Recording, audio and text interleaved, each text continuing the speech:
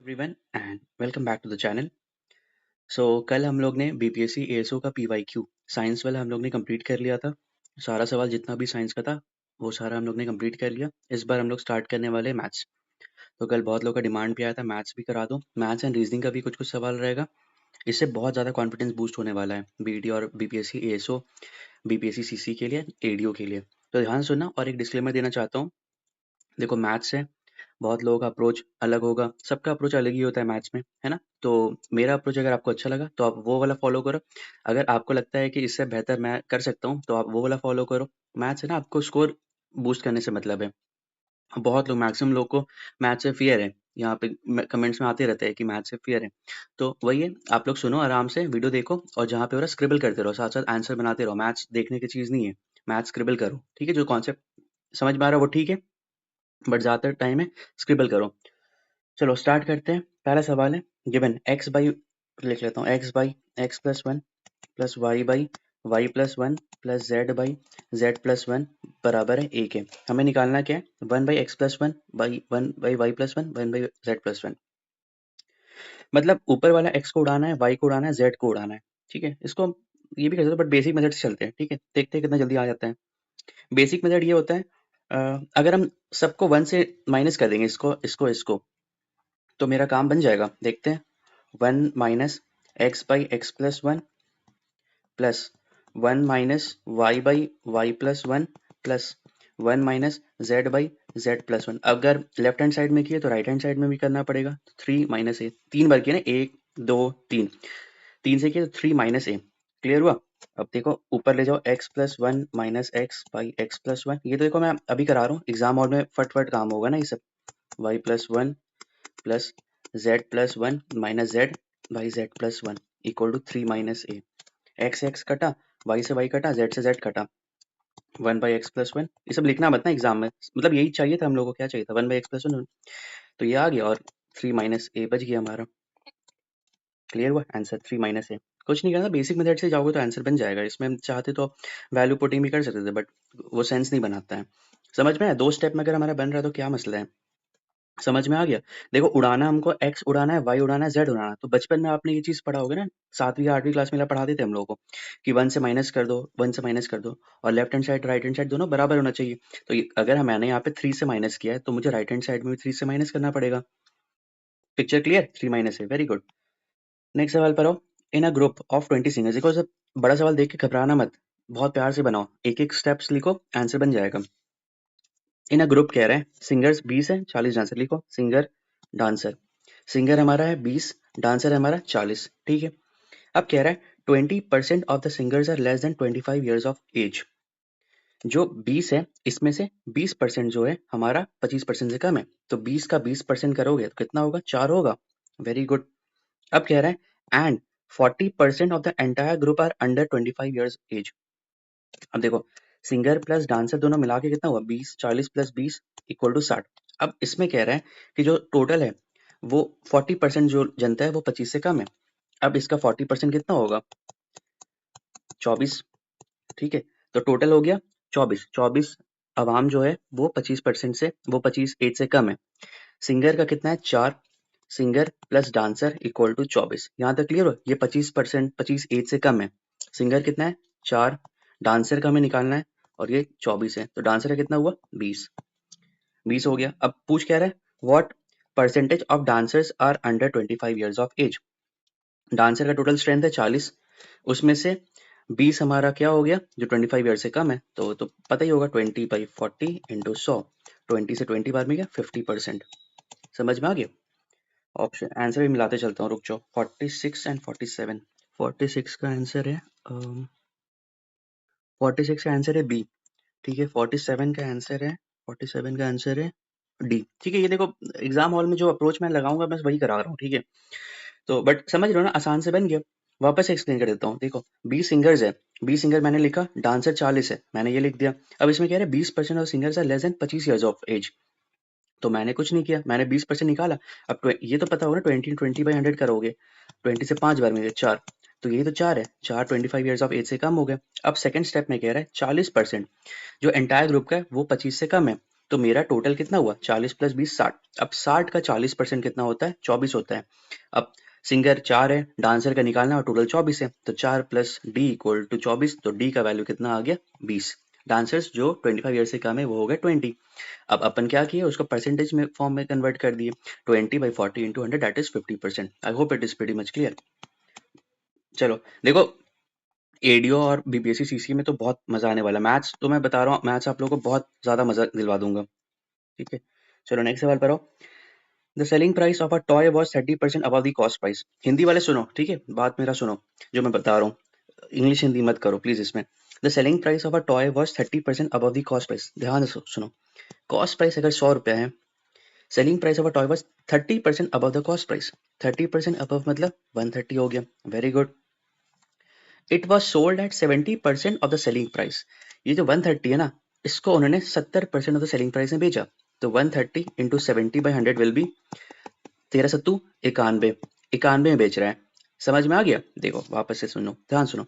Cost price मेरा 100 है और कह रहा है सेलिंग प्राइस 30% अधिक है कॉस्ट प्राइस से, तो 30% अधिक कितना हो गया 130। लेकिन ये कह रहा है कि मैं 70% ऑफ द सेलिंग प्राइस में बेच रहा हूँ, मैं 100% सेलिंग प्राइस में नहीं बेच रहा हूँ, मैं 70% सेलिंग प्राइस में बेच रहा हूँ। तो 130 का 70% कितना होता है 91। यहाँ तक क्लियर? अब कह रहा है यहाँ से लॉस हो रहा है, बिल्कुल यहाँ से दिख रहा है ना, 100 कॉस्ट प्राइस है, सेलिंग प्राइस 91 है, बेचना चाहिए था 130 में, लेकिन भाई ने बेचा 91 में, तो नुकसान कितने का हुआ 9 का नुकसान हुआ। लेकिन क्वेश्चन में ये नुकसान दे रहा है 54, तो 9 से 54 हम कैसे जा सकते हैं? वेरी गुड, 6 से मल्टीप्लाई करके जाएंगे। अब यहाँ पे अगर 6 से मल्टीप्लाई किए तो हर जगह 6 से मल्टीप्लाई करना पड़ेगा। सवाल पूछ रहा है what was a cost price, तो 100 × 6 = 600। समझ में आ गया? बिना कुछ लिखे ज्यादा कुछ किए आप आंसर ला सकते हो। रेशियो से बनाया करो सारा सवाल। देखो जिसको समझ में नहीं आया वापस देखो। Cost price, selling price. Cost price हमारा 100 है, 30% अबव द कॉस्ट प्राइस है, तो ये 130 हो गया। ये कह रहा है हम टोटल 70, हम 100 में नहीं बेच रहे, हम इसको 70% बेच रहे हैं, तो हमने इसको किया 70/100, तो ये हुआ 91 आ गया। अब साफ दिख रहा है कॉस्ट प्राइस 100 है, सेलिंग प्राइस 91 है, डिफरेंस लॉस कितने का हुआ 9 का, लेकिन सवाल में दिया गया इसका 54। तो हम 9 से 54 कैसे पहुंच सकते हैं? 6 से मल्टीप्लाई करके। अब 6 से मल्टीप्लाई किए तो हर जगह 6 से मल्टीप्लाई होगा। कॉस्ट प्राइस मेरा 100 है, 6 से मल्टीप्लाई करेंगे आंसर होगा 600। रुक जाओ 25 का आंसर देख लेता हूँ। 25 का आंसर है ए। ठीक है, नेक्स्ट सवाल पर आओ। देखो बहुत लोग फिर बड़ा सा देखेंगे स्किप करेंगे, मत करो, आराम से सुनो। The sum of income of A and B is more than that of C and D taken together. जो लिखा हुआ है यहाँ पे इंग्लिश है, मैथ्स नहीं है, बस इंग्लिश करो। The sum of income of A and B, sum of income of A and B is more than, ठीक है, मोर देन, रुको इसको वापस से करता हूँ। Sum of income of A plus B is more than that of income of C and D taken together. C plus D से बड़ा है। पहला इक्वेशन हमारा हो गया, ठीक है, यहाँ तक क्लियर हो गया, इसको काट देना। अब यहाँ पे the sum of income of A and C is same as that of B and D taken together. कह रहा है जो ए और सी का इनकम है वो सेम है बी और डी का, तो A plus C equal to B plus D. ये सेकंड इक्वेशन आ गया। यहाँ तक बिल्कुल क्लियर है? यहाँ तक देखो, वापस से देखो, sum of income of A and B is more than that of C and D, A plus B greater than C plus D है। यहाँ तक clear? Sum of income of A and C, sum of income of A and C is same as that of B and D taken together. बिल्कुल सही। Third statement हो, if A earns half as much as the income of B and D taken together. A जो है half earn करता है B और D का साथ में अगर लिया जाए। यहाँ तक क्लियर हुआ? A earns half as much as sum of income of B and D. अब इसको वहां भेजो, तो 2a बराबर हो गया b प्लस डी। अब देखो a plus D equal to A plus C equal to B plus D, B plus D को मैं ए प्लस सी लिख सकता हूँ। Very good, 2a equal to A plus C.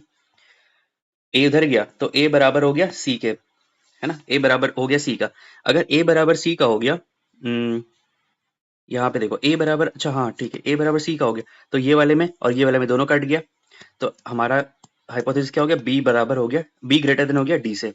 Clear हुआ? सवाल क्या पूछ रहा है? हुज इनकम इज हाईएस्ट, बस b बड़ा हो गया। समझ में नहीं आया? वापस से बताता हूँ, अभी ठीक कर देता हूँ। देखो sum of income of A and B बड़ा है, a plus B greater than C plus D है, ये हमने कर दिया। Sum of A and B is से ए एंड सी सेम है बी प्लस डी का, तो ये वाला इक्वेशन मेरा सेकंड वाला बन गया। तीसरा है if A earns half as much as income of B and D, A half earn करता है बी और डी से मिला के, तो ये मैंने कर दिया। अब काटम पेटी मचाओ, 2a equal to B plus D, तो 2 equal to B plus D का वैल्यू यहाँ से उठा दिया ए प्लस सी, तो ए बराबर हो गया सी का। अब ए बराबर सी हो गया तो यहाँ से ए कट गया, यहाँ से सी कट गया, क्यों बराबर है, तो हमारा साफ दिख रहा है बी बड़ा है डी से, और ए और सी तो इक्वल है, तो बस आंसर यही हो गया। 20 का देख लेता हूँ, 20 का आंसर है ए। ठीक है, नेक्स्ट सवाल पर आओ। एज इनकम नहीं, एज इज 5/4 ऑफ बीज, एंड बीज एज इतना सामने से ना बड़ा दिख रहा है ना ये रुक जाओ। ए एज इज 5/4 ऑफ बी, एकदम ध्यान से लिखते चलो सब बनेगा। तो अगर ऐसे लिखोगे तो ए का कितना हो गया 5 हो गया, बी का हो गया 4, ये पता है ना ए 5 है और उधर जाएगा तो बी 4 हो जाएगा। ठीक है, बीज एज इज 4/3 ऑफ सी, तो बी का कितना हो गया 4, सी का कितना हो गया 3, बी का हो गया 4, सी का हो गया 3। अब देखो कॉमन तो हो गया ना ये वाला ए बी सी, तो इसको लिख दो ऐसे A B C 5 4 3, 5:4:3 A B C का। ठीक है, नेक्स्ट क्या है, while M's age is equal to sum of ages of A B and C, M का जो एज है, एम भाई का एज जो है वो तीनों का समीशन है, तीनों का जमा कर देंगे, 5 + 4 + 3, 5 3 9 12। ठीक है, एम का एज हो गया 12। If C age is 15 years old, हमारा रेशियो के अनु है 3, बट सवाल में कह रहा है 15 साल है, तो ये है जो 3 है इसका वैल्यू है 15, तो 3 से 15 मुझे जाना है, तो मैं किससे मल्टीप्लाई करूंगा, वेरी गुड, 15 5 से मल्टीप्लाई करूंगा। ठीक है, अब हर जगह 5 से मल्टीप्लाई करना है। सवाल कह रहा है how old is M, M कितना साल का है, तो एम को आप मल्टीप्लाई करो 5 से, 15 पंजू 60, सॉरी 12 पंजू 60, तो 60 आपका आंसर आ गया। समझ में आया, वापस से एक्सप्लेन करता हूँ। एज इज 5/4 ऑफ बी, ए का जो एज है 5/4 ऑफ बी है, तो ए का अनुपात कितना हुआ 5, बी का अनुपात कितना हुआ 4। सेकंड स्टेटमेंट में कह रहा है B's age is 4/3 of C, 4/3 of C मतलब बी का 4 है और सी का 3 हुआ। अब यहाँ पे मुझे दिख गया बी और बी दोनों कॉमन है, दोनों का रेशियो सेम है, तो मैंने लिख दिया ए बी 5 4 3। अब कह रहा है कि एम्स एज है ए बी सी का समेशन है, तो समेशन कैसे होगा 5 9 12, एम का एज हो गया 12। अब इसमें सवाल में कह रहा है सी का एज है 15 साल, एक्चुअल एज 15 साल है, लेकिन रेशियो के अनुसार है 3, तो 3 को अगर 15 बनाना है तो कैसे करूंगा 5 से मल्टीप्लाई करके। अब यहाँ से 5 से मल्टीप्लाई किया तो हर जगह 5 से करूंगा। एम का एज है 12, 5 से मल्टीप्लाई करूंगा तो हो जाएगा 60। अब यहाँ से सिंपल मेथड और क्या हो सकता है, देखो रेशियो से ही मैं बता रहा हूँ, रेशियो से ही खेला करो, ये सब एक्स लेके चलोगे वो करोगे बहुत बड़ा होगा, सिंपल रेशियो से खेलो। चलिए नेक्स्ट सवाल पर आए। The first third of a 75 kilometre trip took twice as long as the rest, देखो प्यार से करो, कह रहा है पहले तो देखो 75 किलोमीटर का इसका ट्रिप है ना, 75 किलोमीटर का ट्रिप है, कह रहा है first third of a 75 kilometre, मतलब 75 का 1/3 कितना होगा 25। अगर यहाँ से ये जा रहा है, पहला थर्ड 1/3 जा रहा है 25 किलोमीटर, ठीक है, उसके बाद 50 किलोमीटर जाएगा। कह रहा है the first third of a 75 kilometre took twice as long as the rest of the trip, मतलब इसमें टाइम लग गया 2h लग गया और इसमें अगर h लग गया, ठीक है। If the first took h hours, अच्छा यहाँ पे h आवर्स पूछ रहा है, ठीक है, अगर ये h आवर्स ले रहा है तो एवरेज एज कितना होगा, तो इसका आधा हो जाएगा। सवाल तो यही कहता है ट्वाइस पूछा था तो इसका आधा हो जाएगा, तो टोटल एवरेज क्या पूछ रहा है, एवरेज स्पीड, एवरेज स्पीड का फॉर्मूला आपको पता होगा, average speed equal to total distance by total time. Total distance कितना हुआ 25 + 50 कितना हुआ 25 + 50, टोटल टाइम कितना हुआ, यहाँ पे h है और यहाँ पे h/2 है, h + h/2, ये समझ में आया h/2 कैसे हुआ। देखो सवाल में यहाँ पे कहा है if the first third took h hours लिया, और लेकिन यहाँ पे कह रहा था इट टेक ट्वाइस, मतलब ये जो 25 किलोमीटर है यहाँ जाने में मेरे को ट्वाइस टाइम लगा, तो ये वाला उसका आधा हो जाएगा h/2 हो जाएगा।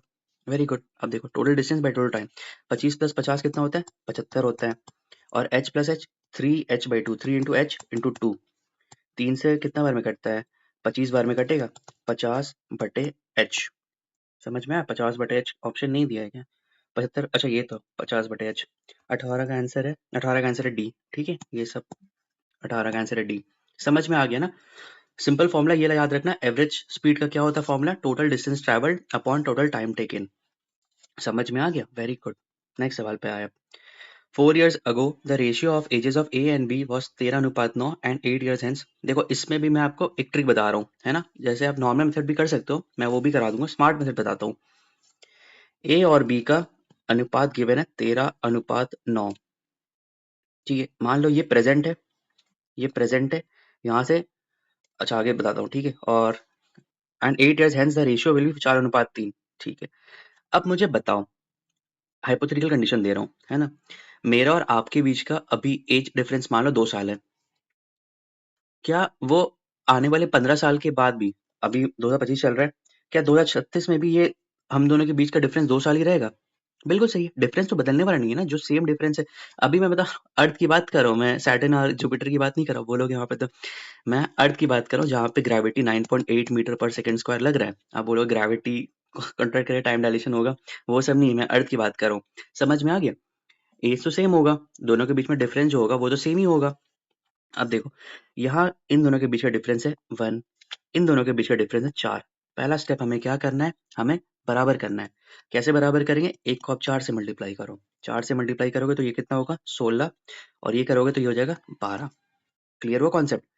देखो देखो देखो, किसी चीज के बीच में दो इंसान के बीच का डिफरेंस एज होता है वो सेम ही रहेगा ना। मैं अगर मान लो मैं 2000 में बॉर्न हुआ हूँ, और मेरा और आपके उस पे का डिफरेंस है 3 साल, तो 2050 में भी तो वो डिफरेंस 3 ही साल होगा ना। तो सेम यहाँ पे देखो बराबर नहीं था, तो मैंने इसको बराबर कर दिया। यहाँ तक क्लियर हुआ? अब यहाँ पे समझो, यहाँ से देखो, ये प्रेजेंट है, पीछे जा रहा हूँ 4 साल लग रहा है, और इससे आगे जा रहा हूँ 8 साल लग रहा है, टोटल कितना हो गया 12। लेकिन यहाँ पे अगर सवाल आप देखोगे, 9 से लेके 12 जा रहा हूँ, तो ये कितना मेरा हो रहा है 3, और 3 का वैल्यू कितना है 12, 3 को वैल्यू 12 पहुंचने में कितना मुझे मल्टीप्लाई करना पड़ेगा, 4 से मल्टीप्लाई करना पड़ेगा, ठीक है। 4 से मल्टीप्लाई करना पड़ेगा। सवाल क्या पूछा? Difference of the present age. Difference of the present age कितना होगा 13 माइनस 9 4, 4 इंटू 4 कितना होगा 16, ठीक है। देखो थोड़ा सा मुश्किल है, मैं समझ रहा हूँ, अगर आपको सिंपल मेथड से करना है तो सिंपल मेथड से भी करो। 4 years ago the ratio of age of a पता नहीं मैं कर पाऊंगा कि नहीं, ठीक है देख लेता हूँ। 13x और ये 9x है, ठीक है। 4 years ago the ratio of ages of 9 years was 13 years and इतना, ठीक है। ठीक है, 4 साल, ये मान लो मैं पास्ट का लेके चल रहा हूँ, ठीक है। ये पास्ट के बारे में बात कर रहा है। अब 4 साल मुझे आगे आना है, तो मैं +4 करूंगा, ठीक है, यहाँ पे +4 कर दूंगा। और कह रहा है उसके बाद 8 साल और आगे जा रहा हूँ, 8 साल और आगे जा रहा हूँ, 8 आगे जा रहा हूँ, तो मेरा अनुपात बन जा रहा है कितना 4:3, 4:3, 13x plus 12 by 9x plus 12 is equal to 4/3। 13 तिया 39x प्लस 12 तिया 36, 9 चौक 36x, 12 चौक 48, 39 से ये गया 3x, 3x बराबर कितना हो गया 12, x बराबर 4, तो वही 4 आ गया। अब डिफरेंस निकालना है, 13x और 9x का डिफरेंस कितना है 4, 4x into 4 16।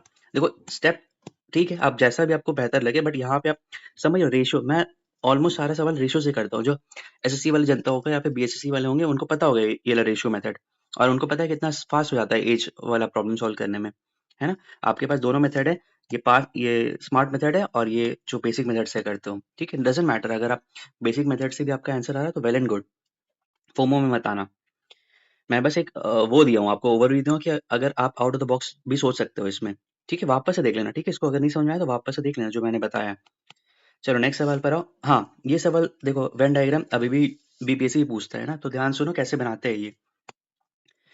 In a club all the members participate इधर इन टम्बोला और इन रमी, ठीक है। 320 participate in rummy, 320 how many members. अब देखो इसका सिंपल बताने का मैं ट्रिक बताता हूँ कैसे होता है। कह रहा है कि 320 पार्टिसिपेंट्स इन तंबोला, 320 जो है वो तंबोला में, ये मान लो तंबोला है और ये हमारा रमी है, ठीक है। 320 पार्टिसिपेट करता है रमी में, अच्छा रमी में 320 पार्टिसिपेट करता है, ठीक है। 350 पार्टिसिपेट इन तंबोला, 350, और 200 पार्टिसिपेंट्स इन बोथ, ये जो है ये है 220, ठीक है। कह रहा है कितना टोटल मेंबर्स है क्लब में। अब ये देखो 350 पूरा है, ये पूरा 350 है ना। अब इसमें से अगर हम 220 माइनस करेंगे तो बस आ जाएगा कितना लोग। देखो इसको मैं साइड, देखो अभी जो 350 है ना, वो कंप्राइज करता है तंबोला, और जो तंबोला और रंबोला दोनों खेलता है, रंबोला नहीं क्या है रमी है, ठीक है। तंबोला रमी जो खेलता है दोनों मिला के ये वाला है 220 है। तो हमें बस तंबोला निकालना है, तो तंबोला कैसे निकालोगे आप, 350 माइनस 220 करोगे तो ये हो जाएगा हमारा 130 हो जाएगा ना, 13, हाँ 350, हाँ ठीक है 130 आ गया। अब सेम इसी तरह मैं रमी निकालना चाहता हूँ, तो रमी मैं कैसे निकालूंगा, 320 टोटल है, इसमें से मैं 220 माइनस कर दूंगा, 320 माइनस 220 कर दूंगा तो मेरा आंसर आएगा 100। यहाँ तक क्लियर हो गया।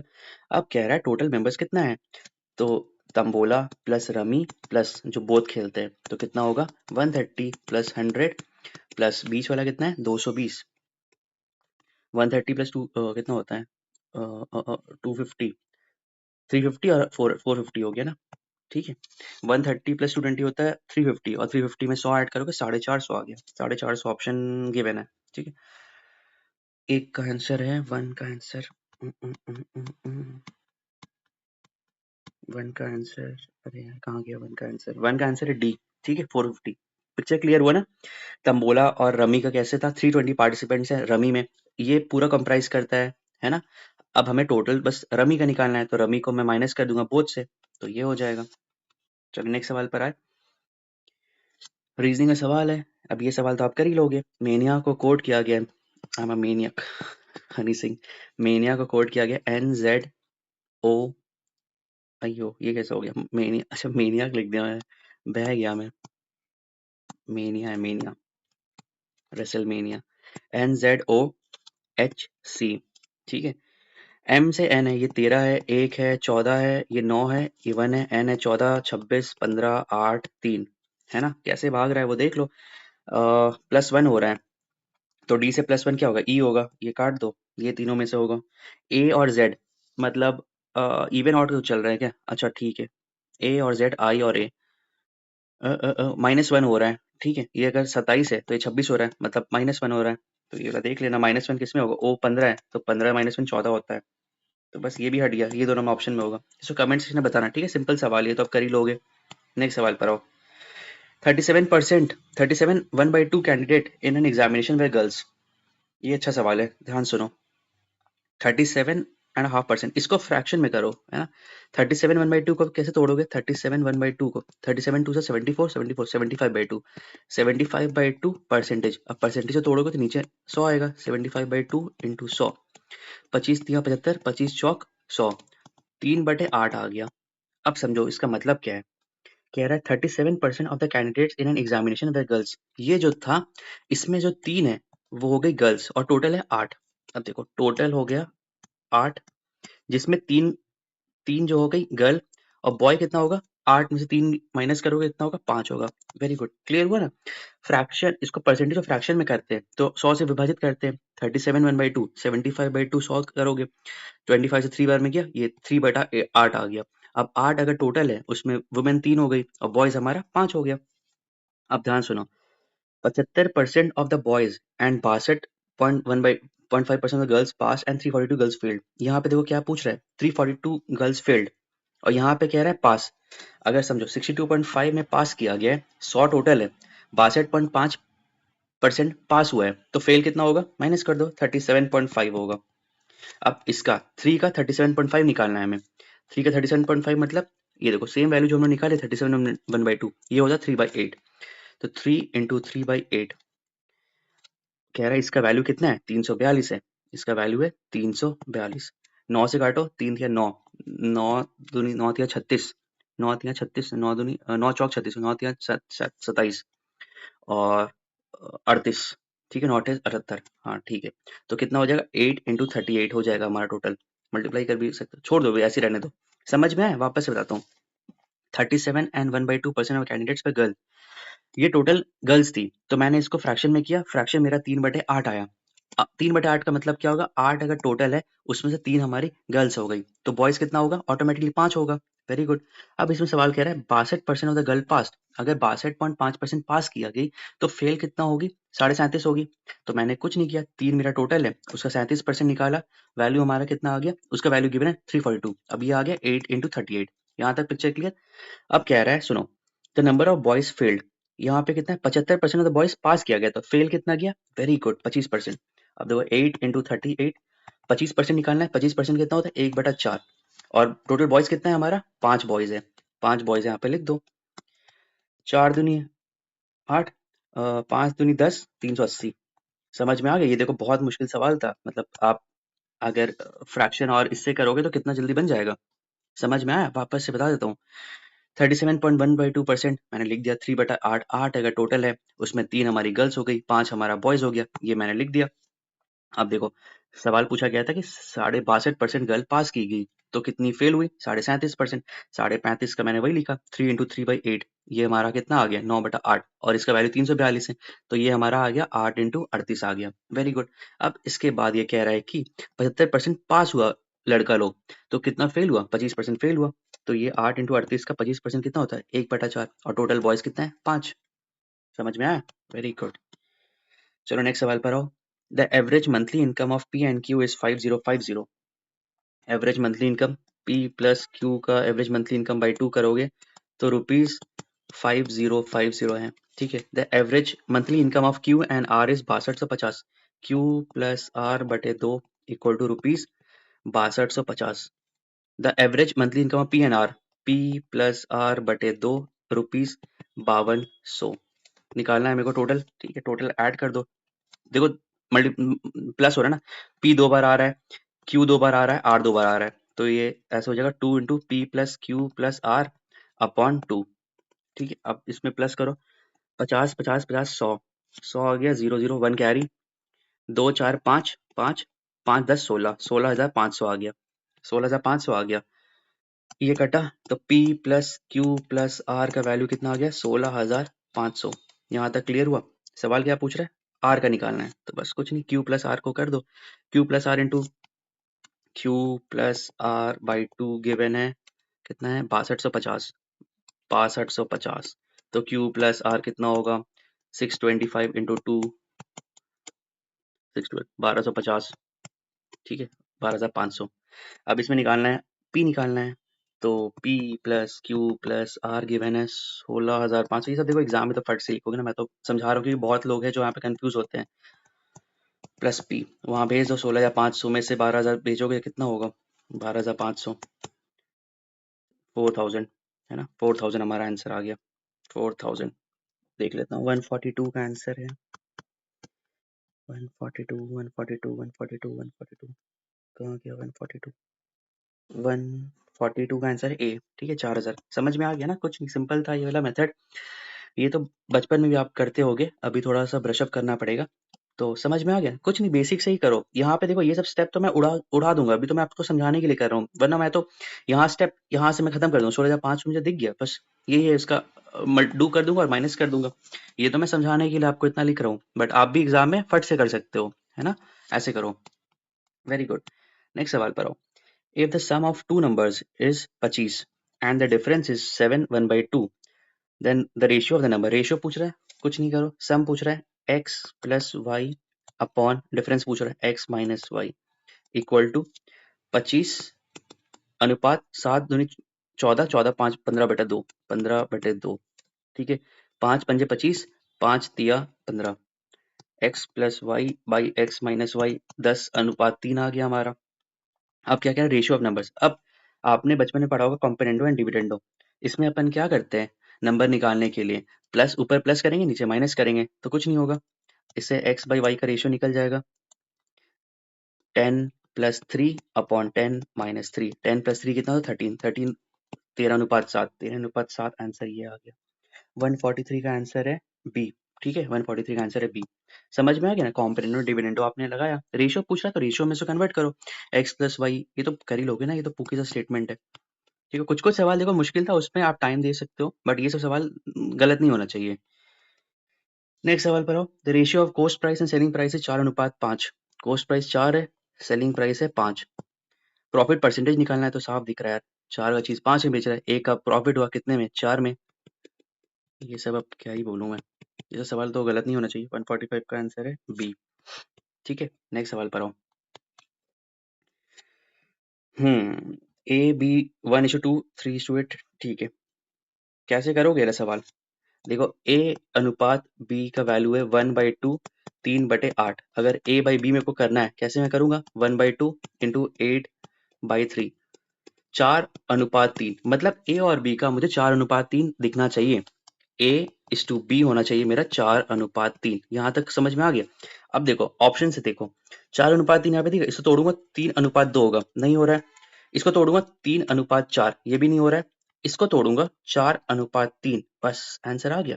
कुछ मत करो इसमें, चार इसको तोड़ूंगा 2:3, बस समझ में आ गया। बाकी लोग एकदम लगे पड़ेंगे ए बी सी डी निकाल, कुछ मत करो ना, सिंपल आपने देख लिया। ए अनुपात बी में 4:3 है, वो तो कांस्टेंट ही रहने वाला है ना।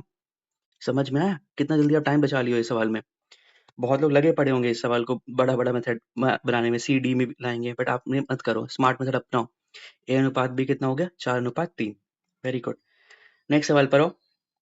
The difference between the compound interest and the simple interest on an amount of 15,000 for 2 साल इज 96 रुपया।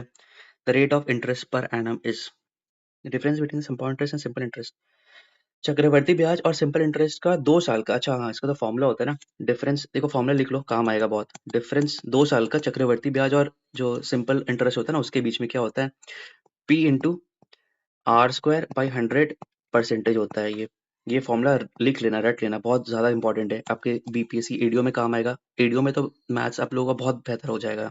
साइंस में कॉन्फिडेंस आ गया ना, वैसे ही मैथ्स में भी कॉन्फिडेंस आ जाएगा।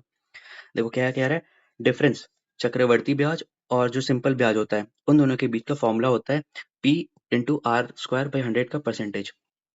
सवाल में बस वैल्यू पुट करो। डिफरेंस गिवन है 96, डिफरेंस को आपने लिख दिया 96। प्रिंसिपल हमारा, मूलधन हमारा 15,000 है, 15,000 आपने लिख दिया, 15,000। निकालना क्या है? आर निकालना है, आर को यूं ही लिख दो, ठीक है। और परसेंटेज है 100, और ये ऐड होगा तो जीरो और ऐड हो जाएगा, जीरो से जीरो कटा, वेरी गुड।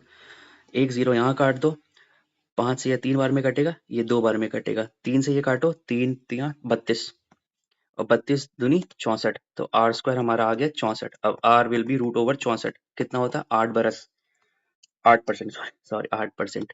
क्लियर हुआ?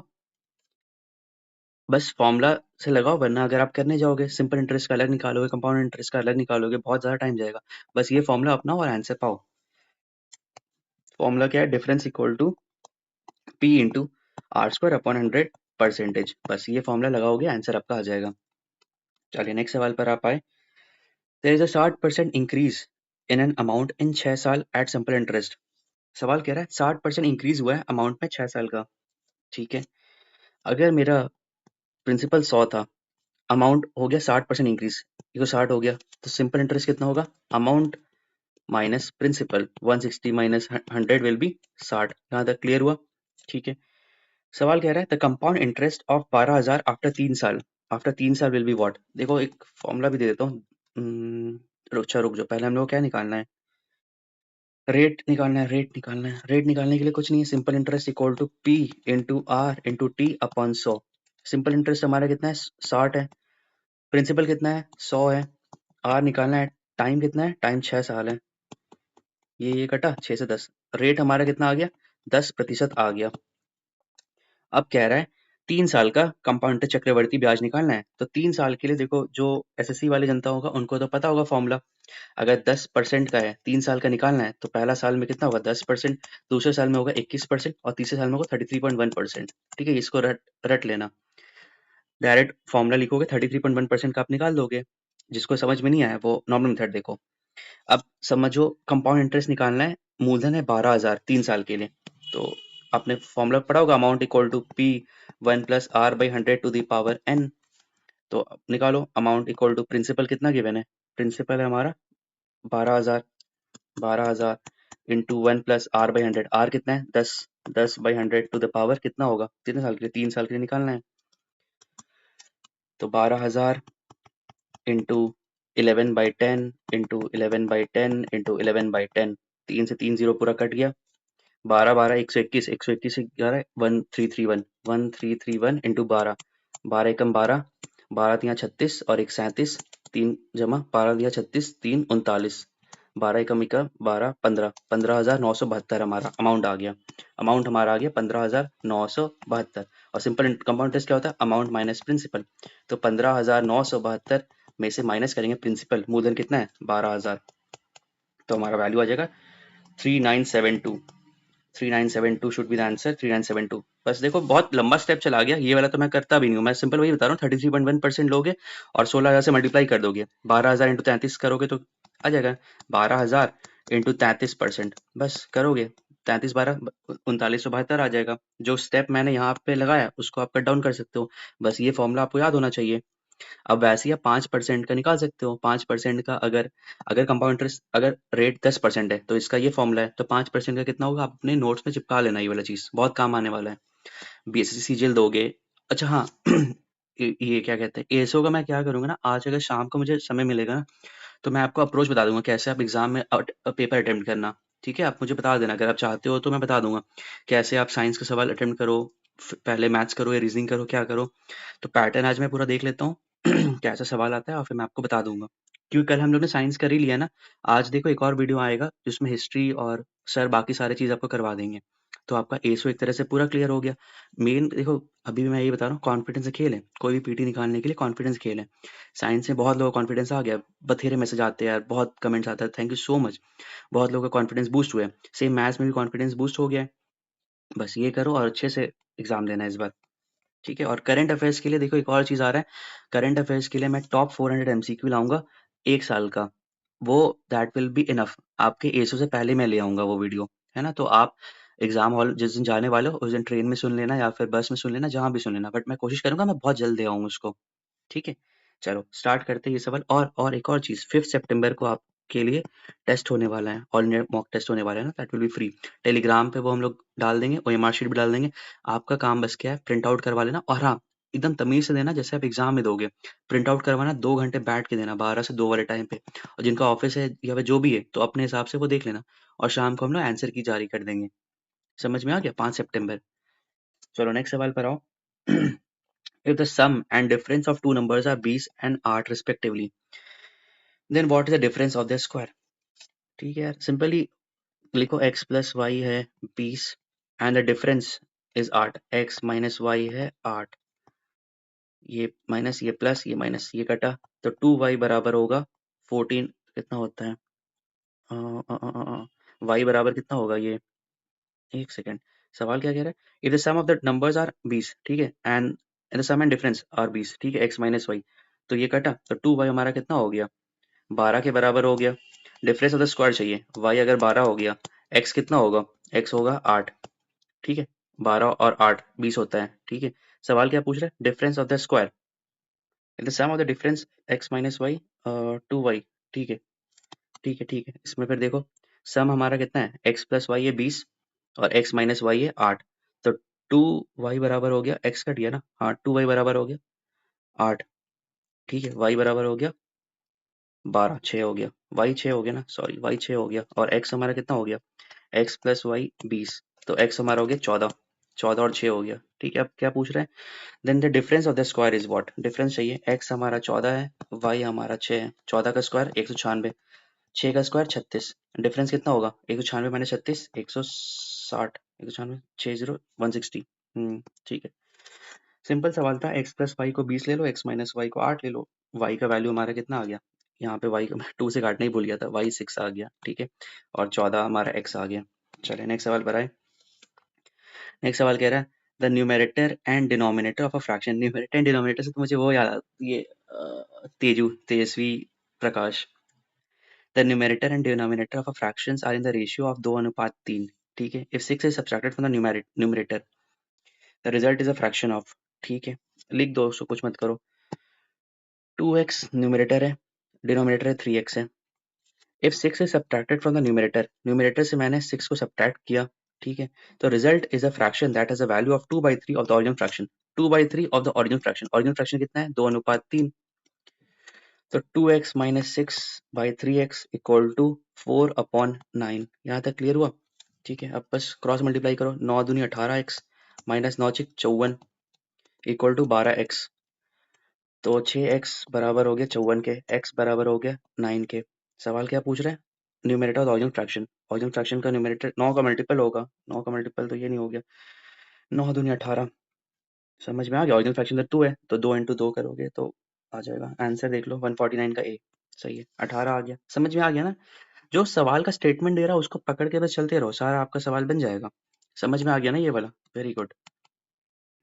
नेक्स्ट सवाल पर आओ, द वैल्यू ऑफ लास्ट सवाल है, ठीक है, अपना सारा जितना भी मैथ्स का सवाल था और रीजनिंग का भी, देखो रीजनिंग का कुछ कुछ सवाल था, ब्लड रिलेशन वगैरह वो आपने कर चुके हो, है ना, तो वो सेम ही रिपीटेड ही सवाल था, और क्या कहते हैं नंबर सीरीज वाला सवाल था, वो सब तो सेम था। मैथ्स का कुछ कुछ सवाल जो मुझे मुश्किल लगा, मतलब सारे हम लोग ने करवा दिया आपको। चलो नेक्स्ट सवाल देखो, 0.008 बदमाश रूल काम आता है यहाँ पे, तो इसमें कुछ मत करो, 0.008 इंटू 0.01 इंटू 0.0072, अपॉन में तो अपॉन में डाल दो इसको 0.12 इंटू 0.0004। ठीक है, अब यहाँ पे देखो फ्रैक्शन डेसिमल काउंट करो कितना है, 3 5 9, यहाँ पे 9 है, यहाँ पे 2 4 6, 9/6, मतलब यहाँ पे 1000 होगा, मतलब यहाँ पे नीचे आपका 1000 आएगा, डेसिमल के बाद 1 2 3 आएगा। अब ऑप्शन देखो, यहाँ पे नहीं है, यहाँ पे नहीं, यहाँ पे नहीं, बस यही आंसर होगा। सॉल्व करना चाहते हो तो कर लो, पूरा सबको हटाओ और 1000 से डिवाइड कर देना।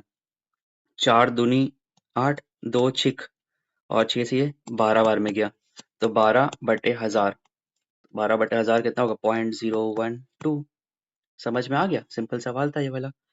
तो with this we have completed BPSC ASO का साइंस हम लोग ने कंप्लीट कर लिया, हम लोग ने कंप्लीट कर लिया, मैथ्स हम लोग ने कंप्लीट कर लिया।